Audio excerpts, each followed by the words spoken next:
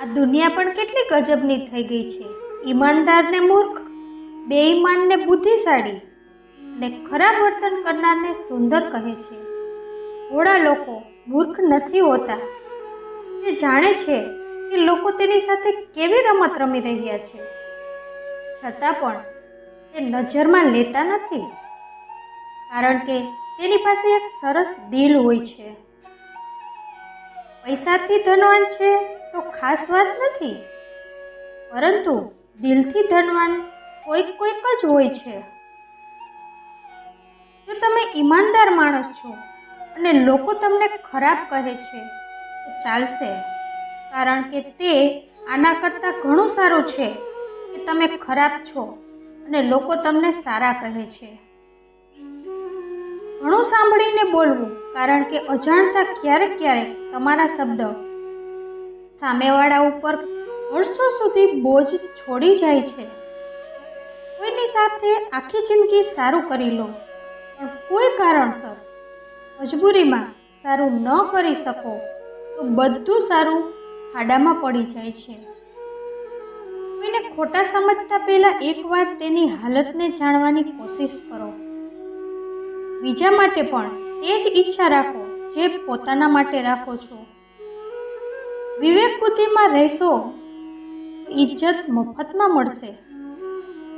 ઘણા લોકો સાથે લોહીનો સંબંધ તો નથી હોતો, છતાં આપણા હોય તેવી સુગંધ આવે છે. ખરેખર સંબંધ ફક્ત લોહીથી નથી હોતો, લાગણીથી પણ બને છે. જ્યારે માણસ દુનિયાના હાથથી તૂટે છે તો તેની ભગવાન સાથે જોડાવાની શરૂઆત હોય છે. થોડુંક અંતર જરૂર રાખો દરેક સંબંધ દરમિયાન, કારણ કે ભૂલાતી નથી બે વસ્તુ, ગમે તેટલી ભૂલાવો તો પણ. એક ઘાવ અને બીજું જોડાણ. એક દિવસ કોઈએ પૂછ્યું કે કોઈ તમને છોડીને ચાલ્યા જાય તો તમે શું કરશો? મેં કહ્યું, પોતાના ક્યારેય આપણને છોડીને જતા નથી, અને જે છોડીને ચાલી જાય છે તે આપણા હોતા નથી. જીવનમાં આપણાના છોડ લગાવતા પહેલા જમીનને ઓળખી લેવી, કારણ કે દરેક માટીનો સ્વભાવ વફાદારી નથી હોતો.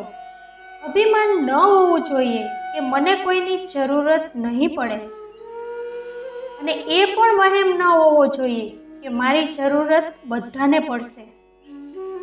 દૂધને દુખી કરો તો દહીં બને છે, દહીંને હેરાન કરો તો માખણ બને છે, માખણને પરેશાન કરો તો ઘી બને છે.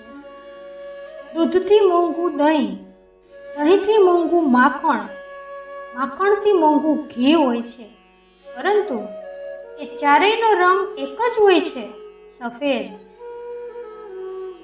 એનો અર્થ એ થયો કે વારંવાર દુઃખ અને સંકટ આવે તો પણ જે માણસ પોતાનો રંગ સમાજમાં નથી બદલતો તેની કિંમત જ વધે છે. દુઃખથી ગભરાવો નહીં, આ તો જીવનનો ભાગ છે. પોતાનું ધ્યાન રાખ્યા કરો, કારણ કે તમે તમારી સૌથી મોટી જવાબદારી છો. એક બાળક દરરોજ સાંજે તેના દાદાજીને પૂજા કરતો જોતો. એનું પણ મન કરતું કે દાદાજીની જેમ પૂજા કરે, પરંતુ એ અચકાતો હતો. એક દિવસ દાદાજીને મંદિરમાં આવવાનું મોડું થઈ ગયું. બાળક માટે તે ખૂબ જ સરસ મોકો હતો.